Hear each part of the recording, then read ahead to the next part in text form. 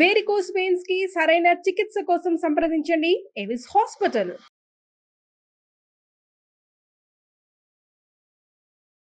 నమస్కారం శంకరి గారు. నమస్తే సిరి. సో మేడం, ప్రతి ఒక్కరికి కూడా అవసరమైంది మనీ అని చెప్తాను. ఇప్పుడున్న ప్రజెంట్ సిచ్యువేషన్లో ఫ్యామిలీలో ఇద్దరు పనిచేస్తున్నా కూడా ఇంకా డబ్బు మాకు సరిపోవట్లేదు, చాలా అవసరాలు ఉన్నాయి, పెరిగిపోతున్నాయి ఖర్చులు అనుకునే వాళ్ళే ఎక్కువగా ఉన్నారు.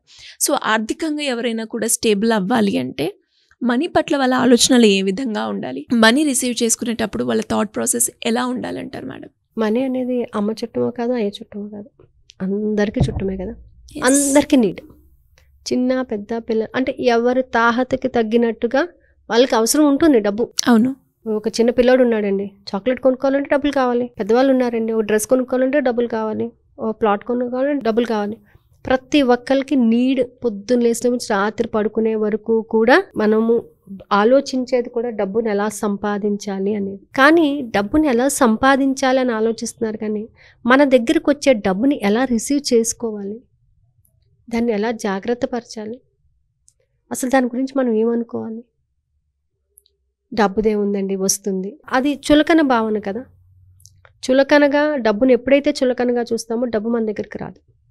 ఫస్ట్ పాయింట్ గుర్తుపెట్టుకోండి. డబ్బుని ఎంత గౌరవిస్తామో అంత డబ్బు మన దగ్గరికి వస్తుంది. ఈరోజు మన దగ్గరకు వచ్చిన ప్రతి రూపాయికి మీరు కృతజ్ఞత చెప్పండి, ఆటోమేటిక్గా డబ్బు రావడం పెరుగుతూ ఉంటుంది. అంటే కృతజ్ఞత అనేది ఏంటంటే మనలో ఉన్న నెగిటివిటీని తొలగిస్తుంది, ఫస్ట్ థింగ్. అలాగే డబ్బుని రిసీవ్ చేసుకున్నాక చాలామంది మనం చూస్తూ ఉంటాము, అలా టేబుల్లో పెట్టేస్తుంటారు, ఎక్కడంటే అక్కడ పెడుతూ ఉంటారు, లెక్క లేకుండా ఉంటూ ఉంటుంది. ఆ డబ్బుదే ఉంది, వచ్చేసిందిలే, పర్వాలేదులే నేను అనుకుంటే డబ్బు వచ్చి.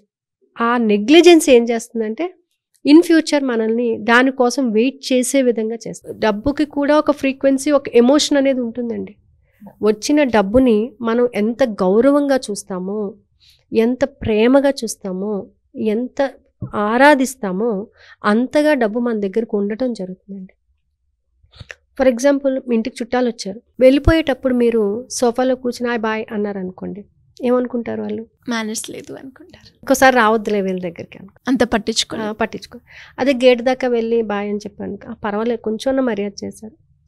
బస్ స్టాప్ వరకు వెళ్ళి మీరు మర్యాద చేశారనుకో, పాపం వాళ్ళు ఎక్కడి వరకు వచ్చి నన్ను ఎంతో రెస్పెక్ట్ ఇచ్చారు, నాకు ఇంకొకసారి రావాలి అనే. అంటే ఒక వ్యక్తికి ఆ ఇది ఉన్నప్పుడు మన జీవితాన్ని నడిపిస్తున్న డబ్బుకి ఇంకెంత ఉంటుంది. ప్రతి రూపాయిని ఒక 100 రూపాయలు, 1 రూపాయి తగ్గిన 100 అనం మనం అక్కడ 99 అని అంటాం కదా. అంటే దానికి ఎంత వాల్యూ ఇస్తున్నామో ఆ వాల్యూని మనం ఎక్స్ప్రెస్ చేయగలగాలి, ఆ వాల్యూని మనం చూపించగలగాలి మనం చక్కగానే. ఈరోజు నా దగ్గర ఉన్న డబ్బుకి కృతజ్ఞత. నేను ప్రతినిత్యము డబ్బును పొందుతున్నాను, డబ్బును పొందే అవకాశాలను పొందుతున్నాను, ఆ అవకాశాల ద్వారా డబ్బును, మర్యాదను కూడా పొందుతున్నాను. ఏదో ఒక సోర్సెస్, అంటే మీకున్నటువంటి పరిధిలో మీరు కొన్ని సోర్సెస్ని క్రియేట్ చేసుకోగలుగుతున్నారు. ఆ సోర్సెస్ నాకు ఇచ్చినందుకు విశ్వానికి కృతజ్ఞత అని మీరు చెప్పినప్పుడు ఖచ్చితంగా సోర్స్ అనేది క్రియేట్ అవుతుంది. అంతే తప్ప డబ్బుదే ఉందండి వస్తుంది, ఎలా వస్తుంది? ఎవరినైనా అడిగిన వాళ్ళకి నువ్వు మళ్ళీ రిటర్న్ ఇవ్వాలి కదా డబ్బు. మరి అది నీది ఎలా అవుతుంది? వాళ్ళది. అది అడిగి తీసుకుంటున్నావు నువ్వు. కానీ డబ్బు విషయంలోని నువ్వు ఎప్పుడూ కూడా ఉన్నతంగా ఆలోచించడం మొదలుపెట్టు. నేను ఎప్పుడూ కూడా ఆర్థిక స్వేచ్ఛను కలిగి ఉన్నాను, డబ్బుతో సంతోషంగా గడుపుతున్నాను, డబ్బును ప్రేమిస్తున్నాను, డబ్బును ఆరాధిస్తున్నాను, డబ్బును గౌరవిస్తున్నాను, డబ్బును ప్రేమగా చూసుకుంటున్నాను. మీ దగ్గర 10 రూపాయలు ఉందా? 10 రూపాయలు ప్రేమతో మాట్లాడండి, 10 100 అవుతుంది. 100 రూపాయలు ప్రేమతో మాట్లాడి 100 1000 అవ్వచ్చు, చెప్పలేం మనం.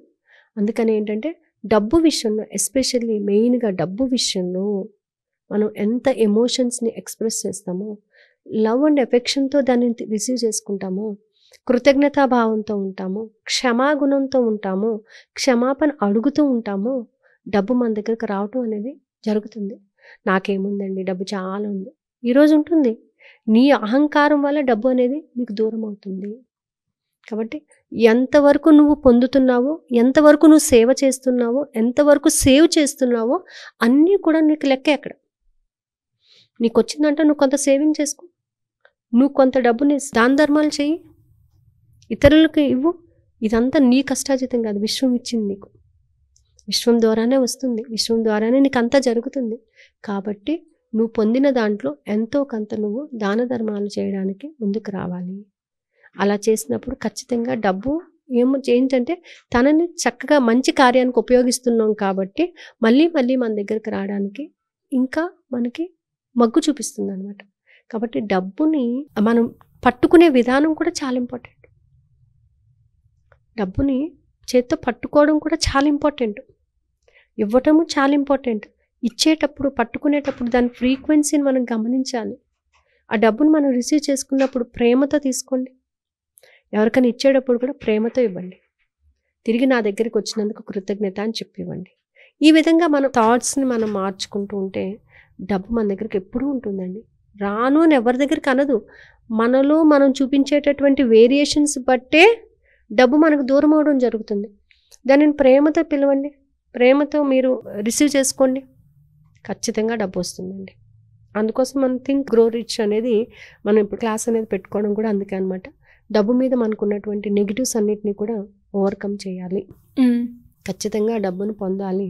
సో ఇన్ ఫ్యూచర్ అంటే మనకు వచ్చేటటువంటి ఒక న్యూ ఇయర్లో 2025లోని everyone should be rich, everyone will be rich.